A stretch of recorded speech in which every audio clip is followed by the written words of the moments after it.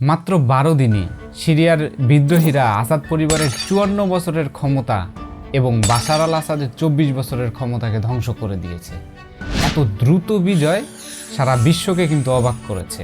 যদিও এই বিজয়ের বীজ বপন হয়েছিল 2011 সালে। সারা বিশ্বের মতো বাংলাদেশেও সাধারণ মুসলমানরা সিরিয়ার বিদ্রোহীদেরকে সামাজিক যোগাযোগ মাধ্যমে অভিনন্দন জানাচ্ছে। তবে প্রশ্ন উঠছে, এ বিজয় আসলে সাধারণ সিরীয় জনগণ এবং মুসলিম উম্মার জন্য কতটুকু ফলপ্রসূ হবে সেটা নিয়ে। শোনা যাচ্ছে বিদ্রোহীরা ইসরায়েল এবং আমেরিকার মদতপুষ্ট। ইসরায়েল এবং আমেরিকার সহায়তায় আসাদ সরকারকে হটিয়েছে বিদ্রোহীরা।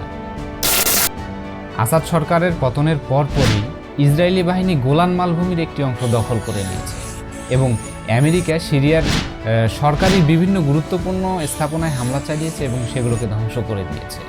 এখন প্রশ্ন হলো, সিরিয়ার বিদ্রোহীরা মুসলিম উম্মার জন্য কতটুকু ফলপ্রসূ হবে, নাকি একটি পুতুল সরকার হিসেবে থাকবে? এই প্রশ্ন কিন্তু থেকেই যায়। আপনার কি মনে হয়?